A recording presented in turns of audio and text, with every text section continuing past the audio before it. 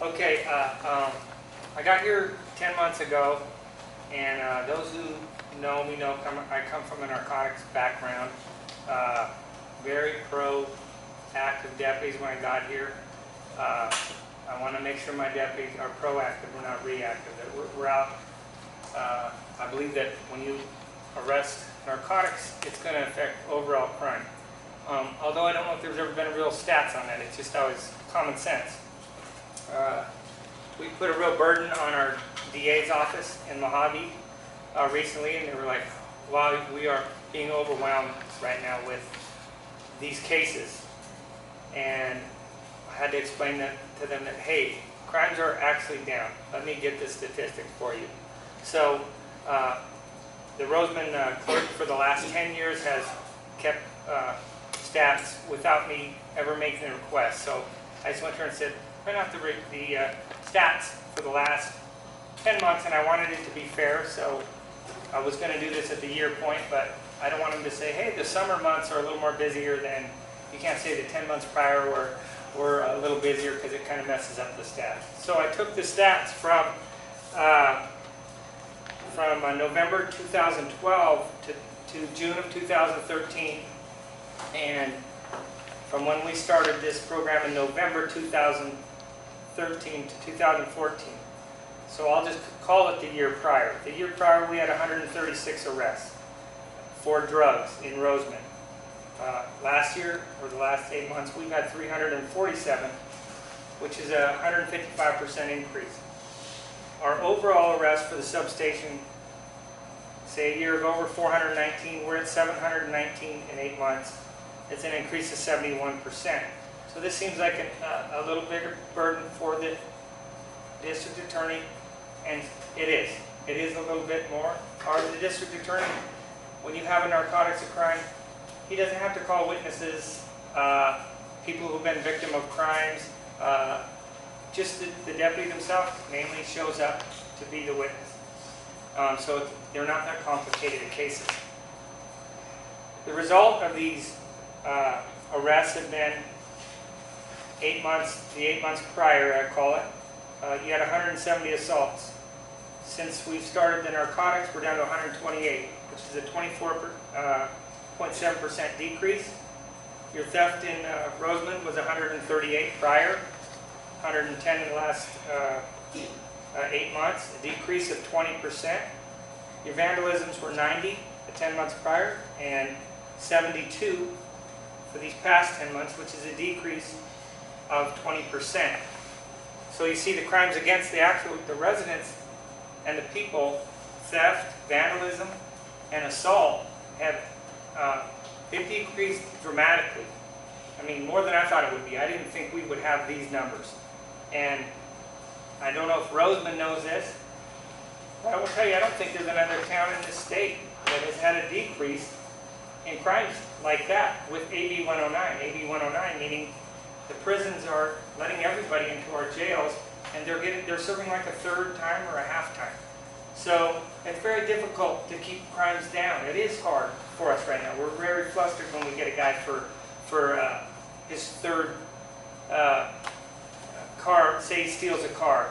Well, years ago the guy was going to do 2 years if he's got just one prior. He's going to do 6 if he's got 4 prior. Now that same guy, if there's not a crime involved, I mean a gun or violence, he's going to get sentenced to 2 years and he's going to serve maybe 180 days. So, hey, the theft for us to keep you out of these thefts is pretty incredible.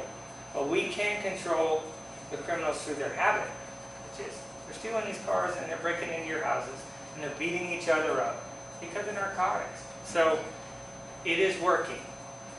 But what I want to talk about today, that all sounds good for us and for the community of Rosamond. I think it's been real great. But as a person and a human being, and our real purpose of all of this, I wanted to go into a phase 2.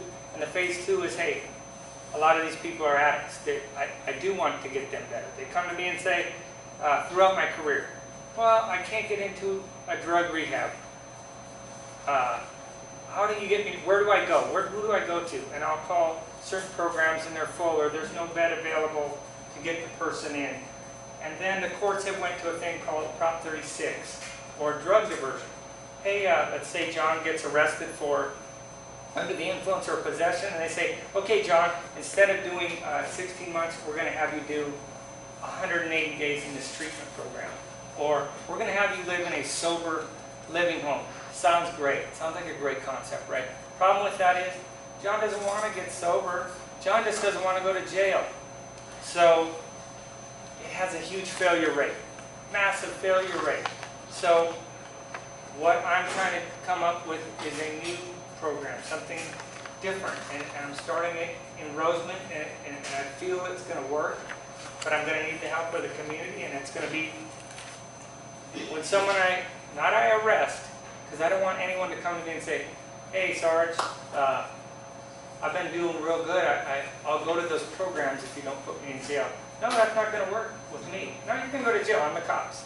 I'm still me. You're still going to jail. But if when you get out, I have a place for you to go. And I have people who use drugs, and they are clean, and they're going to help you get clean. And then I want to get the community involved with the bigger steps. I already have a pastor named Terry Peebler, who I can tell you, hey, he's been the route of the drugs, and he's found himself. I arrested him. He has found his way to the right way, and he's clean, and he's happy. And he has helped people in recovery, and I have gotten with him. It's kind of the weirdest thing, because me and these guys were like enemies before, but I know he can help me. And I know he wants to help me, and he wants to help these guys. So he's already volunteered. He's already done a rehab before. He said, hey, Sarge, if you can get that going, I will be there. I will be the pastor that comes in. I've already got books and a pamphlet and a program for them. I would like to do this, but I'm going to ask of, it's all I need is a building. All I need is a building. I need a building for 2 weekdays. I need just for a couple hours. If you can give me a building where I can do this rehab, I'm actually hoping for Hummel Hall, because it's close to everything where they can get there. I will make sure that we get these people rides here, people who come and say, hey, I want help. I'll get them here. And we're trying everything to get people aware. We are trying to help you, to get you on board for rebates, saving people. We've got our workshop flyer. 340-month toilet to replace at a residence out here. 1, 2, 3 toilets doesn't. And so when you go into a commercial property, it'd be 300 and maybe it was 314. That's a lot of money. That's a lot of water. We work with other agencies. We go into town councils and speak. We go do TNOX with Palmdale Water. We work with LA County Waterworks and Palmdale Water for the Community Garden Show. Look around town. How else do we get our word out? Look at our trucks. You come in, you pay your bill, you get a receipt. This is the back of your receipt. It's got water savings. Somebody throws it in their handbag or in their car. They pick it up later though, and they're like, save, save, what did I save? And it gets their attention. That's what we have to do, is get their attention. So here we've got some signs we put in yards when they do the rebate, take out their grass. We also did these as billboards. One of our favorites, the Open Boston Festival. So much information about conservation and inputs. We've got to get the kids involved. We offer these opportunities for the children. We have a huge display of drought-tolerant plants. We have people there from college talking about it, students. Everything's labeled. This is what you can do at home, easy, make a difference. We go to classrooms. Look how happy those kids are getting soda. We also give them materials to take home. That's so powerful. When they go home, they're like, Mom, turn it off when you're brushing your teeth. It may seem like the little things, but that's the people growing up that need to learn how to do this. That's how we have to get our message home. For the middle schoolers and high schoolers, we went with social media. The only thing we've done social media. We thought, how are we going to get these kids to know at this age? Conservation matters, water matters. We did a flash mob. We took it down. We thought we'll get 1,000 hits. We'll be so excited. We took it down to 10,000 hits. Said, let's see what happens. We put it back up. We're at 18,508. We help out with other agencies. Rosamond's Community Service District here, that's 4 of their staff members, came on in, spent an hour and a half, wanted to see, what are you doing? We don't mind helping. We did an ad working with the Antelope Valley Waterfronters. Here's another billboard we did. At the time, that was our rebate dollars given to customers. Channel 7 came out. Save water, rest of your chat. The biggest thing we showed on TV though, and the calls started coming right away. We had a display the management thought up and the staff built that was at the Home of Boston Festival. It had a rotator nozzle and had an old school pump. And the difference in water, you all know here, people don't know. And they can see it in 2 minutes, the difference in the water flow from this tank. They showed it on TV. So this is the summary of our rebate dollars given out in the last 3 fiscal years to our customers. $176,909.